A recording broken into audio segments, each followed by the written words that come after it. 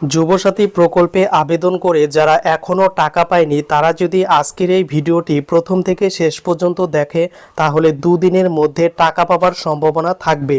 এই যুবসাথী প্রকল্পের নতুন আপডেট উঠে আসছে। এই যুবসাথী প্রকল্পের টাকা পাওয়ার জন্য তোমাদের করতে হবে একটি কাজ। এই কাজটি করলেই কিন্তু তোমাদের যুবসাথীর টাকা তোমার ব্যাংক অ্যাকাউন্টে ক্রেডিট হবে। তো কি কাজ করতে হবে প্রত্যেকটি বিষয় স্টেপ বাই স্টেপ আজকের এই ভিডিওতে তুলে ধরছি। ভিডিওটি প্রথম থেকে শেষ পর্যন্ত দেখুন এবং ভালো লাগলে অবশ্যই চ্যানেলটিকে সাবস্ক্রাইব করুন। সবার প্রথমে যুবসাথী পোর্টালের এই লিঙ্কটি ভিডিও ডেসক্রিপশনে দেওয়া থাকবে, jubosathy.wb.gov.in। এই অফিসিয়াল লিঙ্কে ক্লিক করার পর এখানে সরাসরি চলে আসতে পারবেন। এই পোর্টালে চলে আসার পর অনেকেরই এখনও যুবসাথী প্রকল্পের টাকা ক্রেডিট হয়নি। তাদের কি করতে হবে সেটার জন্য আজকের এই ভিডিওটি খুবই গুরুত্বপূর্ণ। তো এখানে পোর্টালের নিচের দিকে চলে আসার পর এখানে দেখতে পারবেন যুবসাথীর এখানে ইমেল আইডি এবং হেল্পলাইন নম্বর। এখানে যে ইমেল আইডি নম্বরটি দেওয়া রয়েছে এই লিঙ্কের ওপর জাস্ট একবার তোমরা ক্লিক করবে, অর্থাৎ যে ইমেলটি দেওয়া রয়েছে সেই ইমেলের ওপর ক্লিক করলে এই ইন্টারফেসটা ওপেন হবে এবং এখানে কোথা থেকে করছি সেটা কিন্তু যুবসাথী পোর্টালে সেটা কিন্তু রেজিস্ট্রেশন হবে এবং এখানে সাবজেক্টের এখানে লিখে দিতে হবে পেমেন্ট রিলেটেড সার্ভিস। এই কথাটা লিখে দেওয়ার পর এখানে নিচে কম্পোজ ইমেল অপশন রয়েছে, এই লিঙ্কের ওপর একবার ক্লিক করবেন, তাহলে এখানে আপনার ইমেল লেখার কিন্তু জায়গা চলে আসবে। এই ইমেলে লিখতে হবে কয়েকটি কথা, আর এই কথাগুলো লিখলেই কিন্তু ব্যাংক অ্যাকাউন্টে যুবসাথীর টাকা খুব শীঘ্রই আপনারা পেয়ে যাবেন। তো কি লিখতে হবে এবার শেয়ার করছি। কম্পোজ ইমেলে লিখতে হবে এই বড় প্যারাগ্রাফটি, আর এই প্যারাগ্রাফ কোথায় পাবেন কিভাবে কপি করবেন সেটাও তুলে ধরবো। প্রথমে লিখতে হবে I am writing to bring to you kind attention that I am a registered beneficiary of Yuvasathi scheme registration নম্বর।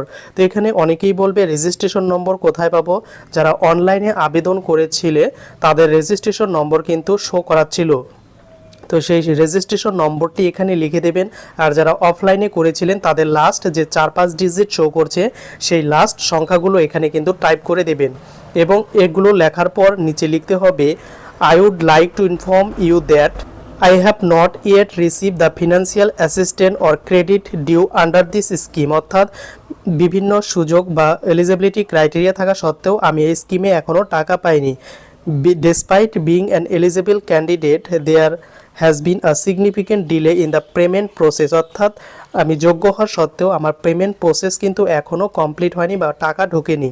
এটা লিখে দেওয়ার পর লিখতে হবে I kindly request you to look into my application and clarify the reason for this delay. I have provided my details below for your quick reference। অর্থাৎ এগুলো কিন্তু type করে দিতে হবে এবং নিচে এখানে যে ক্যান্ডিডেট আবেদন করেছে তার নামটা লিখে দিতে হবে এবং তার রেজিস্ট্রেশন নম্বরটি কিন্তু দিয়ে দিতে হবে। যারা যুবসাথীর টাকা ঢোকেনি বা পায়নি তারা অবশ্যই কিন্তু এইভাবে এই ফরম্যাটটি কিন্তু লিখতে হবে। তো এই ফরম্যাটটি আমার ভিডিও ডেসক্রিপশনে দেওয়া থাকবে, সেইখান থেকে তোমরা কিন্তু সরাসরি এটি কপি করে পেস্ট করে দিতে পারবেন।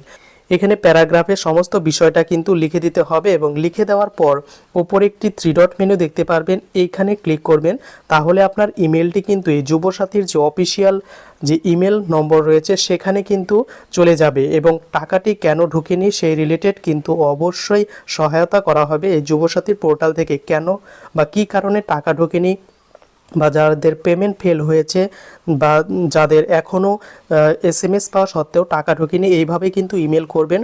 ইমেল করার পর কিন্তু অবশ্যই যে কোনো একটি রিপ্লাই দেওয়া হবে এবং রিপ্লাইতে অবশ্যই কিন্তু মেনশন করা থাকবে কেন টাকা ঢুকছে না বা কবে টাকা ঢুকতে পারে এই রিলেটেড।